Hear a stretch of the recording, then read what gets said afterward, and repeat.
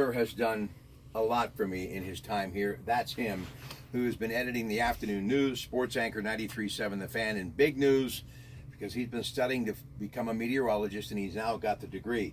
But earlier today he said, Rob, something has been dropped off for you. You know, I love these hotel properties in and around Pittsburgh, and one of them is the DoubleTree. And today is chocolate chip cookie day. So I've got a entire container of wonderful chocolate chip cookies. This is kind of like room service. They delivered today.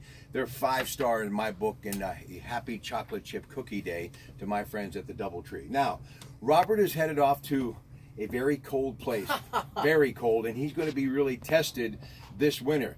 Tell everybody where you are going, and he will be making his television debut in a very short time. Yeah, Rob, I'm heading off to Bismarck, North Dakota in a couple of weeks, where I'll do TV weather.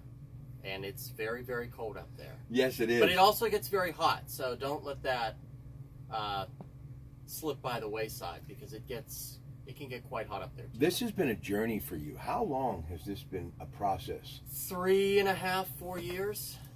It was a lot of, and it's a lot harder than people think it is to get the degree. It's a lot harder. Listen, he is a perfectionist at everything he has done, and he has worked with me, and I have learned a lot from him, and that's a fact. But this weather thing, we just started to notice it was like a phenomenon. He was actually doing a better job than a lot of folks who make a living at it. But when AccuWeather is usually spot on, you expect that from them because they're one of the best in the business, right? But when he becomes spot on, everybody started to scratch their head. So weather really kind of started as a hobby with you, didn't it? It did. I was, as Larry Richert would say, an amateur meteorologist for probably 15 or so years. And Larry eventually pushed me into taking the step to go back to school after I had been out of school for 7 or 8 years to get my degree. And I'm glad I did. Well, Mia Chioda is shooting this, and she's got to get into the studio to produce more of the wonderful show that, our good friend Ellis is performing right now for Mike Pintek. So before we go, I just want to say this. As much as we don't like people to get stuck in snow, there's a thing about people in radio who like big snowstorms. You know, Storm Center, all that stuff for years. I would actually look forward to coming into work very early just to be a part of it all. So you're going to get tested, and they've had some record snowfalls in that part of the world. Oh, yeah.